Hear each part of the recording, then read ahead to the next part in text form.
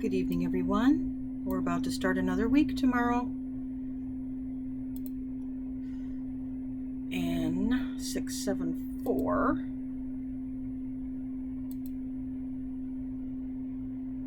So in 674, we're going to begin week 6. So let's look what we have in store. We've got the last piece of the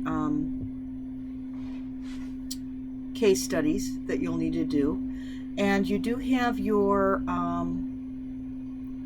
community disease portfolio due. That's due on Sunday. Sorry, there was a little confusion about the due date on that. But let's look at the module for week 6. We start with our Reflecting God devotion, as we do every week. So please take the time to open up this site. I think you'll find it very helpful and inspiring. Okay. This week we continue with disorders of the digestive function. This week we're going to focus on children and the issues with digestive function.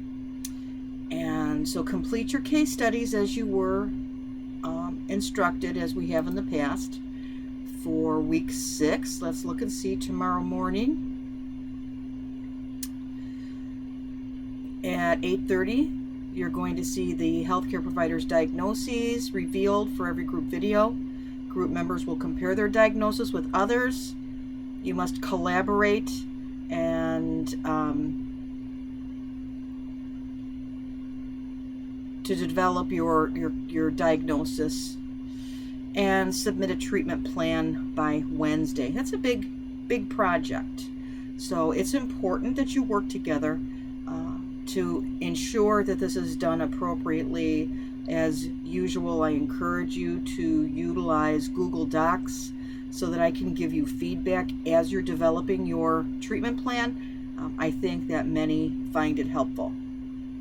All right, so let's go back here.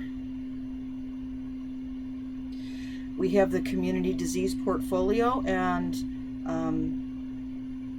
there was, don't forget your self-evaluation and peer group members evaluation due also. It's worth 18 points. I appreciate the feedback so that I can see if everyone in the group is actively participating in the projects that you're supposed to present. I get great information from those, and it's also 18 points that I'd like to see you get. So that'll be due on Sunday also. Remember, with the disease portfolio, in the announcements, let's see, it was quite a while ago, so let's make sure that we have it here, that we haven't lost it. All right, I think this is it right here. Yes, the paper. I have gone over step by step what the expectations are for this paper. It's here for everyone to see, so you know what I'm expecting from you. I expect graduate level work, so the APA format must be good. You must be using proper sentence structure. You must not use first-person references at all. You must be using appropriate headings and references and citations.